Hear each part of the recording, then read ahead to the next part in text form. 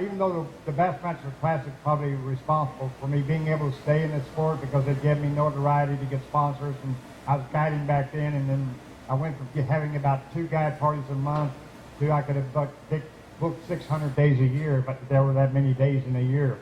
And but still, my most proud wins were actually at Lake Mead in the U.S. Open, because always back then it was a 4-day event. I considered it the true test of all your abilities as a fishing angler. I enjoyed fishing it because it was new, it was clear. I hadn't fished out west that much, even though my very first bass of my whole life when I was 6 years old came out of Pine Flat in California. I was born in California, which is kind of a trivia question most people don't know, but I didn't live here very long. My parents moved to Texas shortly after that, and we were actually on a vacation back to visit my mom's parents in Fresno when we were camped at that lake, and I ended up, the first fish I ever caught on an artificial lure. And I look back on that now because I vividly remember it. My dad did not allow me to go fishing with him except that day. That day we had so many relatives that were fishing with us there that I was going to get in the boat with him. He said, "No, Rick," he said, "there's no room." Hey, and I mean, I immediately broke into tears, because that was the first time he'd ever denied me to go fishing with him. And he saw that, and he handed me his rod and reel, favorite rod and reel, with a red and white Lucky 13 on it, which he had never allowed me to even touch up to that point in time, okay? And so he handed it to me and said, "Hey, just go fishing down the bank here. I'll be back in about an hour, and I'll take you back out." Well, I'm excited, and that was the trick. And so I started fishing down the bank. And as most kids, after about 10 minutes of casting, you get bored, sidetracked looking at crawfish or kicking a rock or doing something. And I'd thrown this Lucky 13 out there, and this frog had jumped in the water, and I'm trying to catch him, and I'm holding on to the rod. And all of a sudden I hear this explosion, and I look up, and I'll never forget it. It just like in slow motion was this green fish with this red and white Lucky 13 stuck on his head, And it scared me so bad, I didn't even reel or set the hook. I just took off running up the bank, drug the fish out of the water, and he got about 2 feet out of the water, and he come off. And now he's flopping. And again, it all went back to slow motion, back to the water. And I'm in the air, like a linebacker trying to get a fumble. And I land on him, and I catch him, and I get him, and unfortunately for that poor fish, I get him, and I put him on the stringer, and they didn't catch nothing. But that didn't really, what stuck with me was because up until then, I'd used mostly crickets and worms and frogs and live stuff, and all of a sudden I fooled this fish, I thought, on this piece of wood that was red and white, and there was something magical about that, and that fish caught me. And even to this day, when I smell a bass, because I had that fish all over me, when I smell a bass, I remember that fish. And so I do have a history out here, and that's why I do like to come back this direction. It's one of my favorite ways to go. And one of my favorite wins, and that's what I'm trying to get you to do with this statement, is kind of keep an open mind. Now, yeah, I don't fish these types of lakes that much, but techniques, no matter where you go, tend to work if you know the right time to use them. And my second U.S. Open win, some of the better West Coast fishermen then kept asking, so I'd already won one U.S. Open, and nobody had won more than one at that time. And it was in Lake Mead, July and August, hot, and some of these guys that knew Gary Clunn said, "What's Rick doing? What's Rick doing?" And one of the guys said, "Well, I've seen him in practice for 2 days, and he's fishing the wrong side of everything." And because out here they like to fish shadows and shade and all that kind of stuff, especially in the hot weather. And he's fishing in the sun. He's anywhere. And anyway, I ended up winning that U.S. Open fishing the wrong side of everything. And that's one of my greatest wins, because when I see those guys, I said, yeah, I'm still fishing the wrong side of everything. So, but the point is, we do get in, no matter where we are in the country, we do get into ruts of how to fish what we call, quote, quote, our water. And the same thing happens out here, and that's why I like to come out here and try to use techniques that I know most of the guys don't use. And yesterday I talked a lot about square bills because when we first got here, we went out to the lake here, the local lake here, Irvine, and we had a real nice kid take us out because I didn't bring a boat, and they were shooting film, and I had to be in the nitro, and so he had nitro, and he took us out on the lake, and he said, I didn't even know we were going fishing until a day and a half before that. And he said, all the fish are fairly deep. And I said, well, I need to try to catch some on deep diver, crankbaits or a crankbait. And I have a new prototype deep diver that I wanted to use. And this guy wanted to shoot pictures of. So we went out fishing deep stuff. And we didn't really get any bites. And I noticed he caught the first fish. There was 3 of us in the boat. He's in the back of the boat. But I noticed he had made a long cast toward the bank when he caught that fish. So I just out of curiosity went to the bank to see how deep that fish was, because that's just part of the data that I try to get in my brain. Every fish is data. And so, okay, that fish was 7 foot deep, and when I got up there, there was a willow tree right on the bank. And so I've been fishing a deep diver, and I picked up that square bill, which only runs about 4 or 5 foot deep, and I fired it straight through the middle of that willow tree, and I come through it, and I watched this 3-pounder again in slow motion just come out and go. And I looked at him, I said, man, you just caught one right there, and I caught that one on the bank.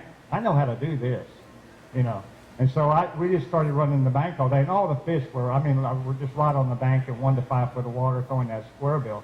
But again, it was something, and he admitted, he said, I don't fish that just like this way, and I fish this lake a lot. He said, but I've never fished it the way you're fishing it. And I know that he's not wrong the way he's fishing it. But there are times when other things will work, and then the best thing to do as an angler is try to keep an open mind. I want to go into a couple of my other baits that I really, one of them, the first one, the U.S. Open I won, I actually caught them on, this is a Rico. Most of you out here are very familiar with Ricos, the fish on top waters very much. But back then, there was no such thing as a Rico when I won, it was 1980, 3 or 5, I never can get the dates, but when I won the first U.S. Open, my first one out there, and I was using it was back then, it was called a pop R, okay? And actually, even then, they were made by Rebel Lure Company, and they were they didn't make them anymore. But I had a guy that hired me every month of the year as a guide, and he taught me how to fish a pop R. Because Texas anglers were famous for fishing chuggers. And then when I first saw the pop R, I said, well, that's just another chugger. But the way he fished it showed me this was no ordinary chugger. And what amazed me about it was that he could catch fish on it every month of the year. He would catch fish on that bait. And I'd never seen anybody fish a chugger the way he fished it. And as a guide, some of our toughest times of the year were late summer, and really what eventually sold me on the bait, it was like August. And even guiding the fishing was tough. And I told him that, he knew that, he didn't care. He was one of those guys that just liked to fish and wanted to try something different. And I took him to this creek channel, which the shallowest water was 15 deep. This creek channel run and dropped into the main river channel. And there had been a few fish there, and I said, let's start there in the morning. So we started there, and we're throwing worms out there, letting them go down all the way bottom, and hadn't had a bite, and typically, he always did, if we didn't get some pretty quick action, he'd reach and grab that pop R. And he picked it up, and I'd gotten where, as a guide, if the fishing wasn't good, I ain't going to mouth off and say, hey, you ain't going to do any good on that. That's what he's paying me. If that's what he wanted to fish it. And he threw it out there, and he went, and the way he fished it was extremely fast. He'd throw it out there and go, and the bait went, and he just occasionally paused it, just for that long, and he'd go again, about another 4 feet. Then he paused it. And the third time he paused it, a 3-pounder just blows up and eats it, swallows it. And I'm saying to myself, again, I'm not saying to him, I said, man, that was a fluke. That fluke happened 5 casts more in a row. Okay. So, that convinced me this bait is special. This ain't the ordinary chugger that I've fished, my dad and I have fished my whole life. Because even that red and white Lucky 13 was kind of a chugger, even though it could do some other things. So I started fishing the bait, and I started fishing in the tournament, and it became my #1 late summer bait at that time in tournament fishing. And I won tournaments on it, and I placed almost won other tournaments on it, and I never told them what I was doing. And finally, I came to the U.S. Open, and I won my first U.S. Open out there on it. And remember back then the U.S. Open was 4 days. I caught all my fish the first 3 days on that pop-R. But nobody knows that because I won it the final day running 102 miles up the Colorado flipping. Because I was in like 7th, 8th, 9th place every day. And a lot of people don't pay attention to you. And even though I kind of told them I caught them on the top water the first 2 days, and the final day I run up way up. Back then the lake was, first time in the history of the lake, it was dead full. And you could run up into almost into the lower end of the Grand Canyon. And I ran up the lower end of the Grand Canyon and caught fish. I was flipping, but I was flipping past the bushes and swimming the worm right on top past these submerged bushes. You couldn't see that deep. But I could look in the bushes occasionally, and when I first saw them, I could see in the very backs of these pockets up there, bass were jumping up, these little bass were jumping up trying to get dragonflies. And so I went to the back of the pockets where these flooded bushes were, and all of a sudden I noticed the green silhouette of something in the bush. And I thought it was carp, because there was a lot of carp in those bushes. And the first time I pitched the worm in there, like with the flipping stick, it went down through the top of the bush. It never got to the water, and the bass come out of that bush and grabbed it. But the first two that did that, they didn't have the hook, and I didn't hook them. I said, this ain't working. They won't even let me get it to the water. So the next one I saw 2 big fish inside this bush, and I thought for sure as big as they were, they had to be carp. But this time I fished way past the bush, and I just swam the worm on top by the bush, and both of them went. Just sucked it in, and it was a 5.8, and 5.8 in August on Lake Mead's like a 10-pounder, you know. And so, needless to say, I caught every one of my fish during that final day, and that pop-R got lost in that final day as far as the media went. So even then, I was able to keep it a secret. But then finally, Zell Rowland, who was a young 13-year-old guide that came to my marina in Lake Conroe, Texas, and started guiding at the age of 13 and 14 years old. And I helped him. I had a younger brother guiding there too. I taught them how to fish the pop-R. And finally, and I told him, I'll break your neck if you tell anybody how you're catching those fish.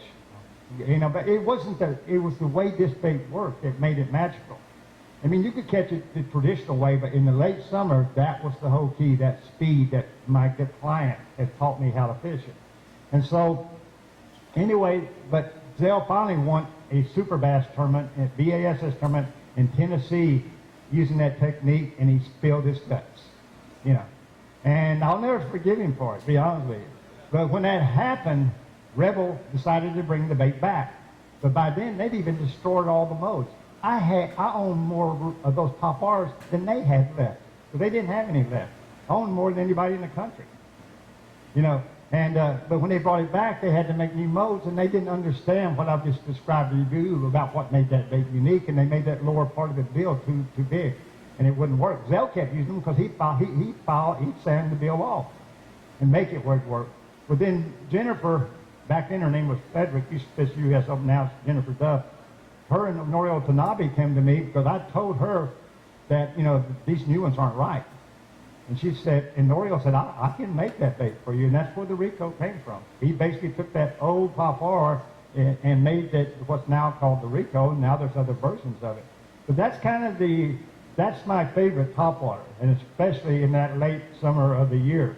Again, I fish it on a back then, probably a 6'6" rod is what this is. And I fish it on 17-pound test line or 20 mono, because you don't want it. This bait is a delicate bait. The bill has to be right. I tie it directly to the eye, and then I pull the knot tight, and then I take my thumb and push the knot to the very bottom of the eye. Okay, and I use that 17 line because I don't want that bait trying to dive on me at all. I want it skittering across the surface. A lot of people use the term spitting across the surface. And if I catch a fish or if I made a lot of casts, I'm constantly checking to make sure that, especially if you catch a fish, that you didn't pull that knot back dead in the center of the eye, because it'll still work, but it won't work as good. So I push it to the bottom of the eye. So, but that's just a couple of little tricks I use with it. But that's the whole key, is the speed that you can work that bait at.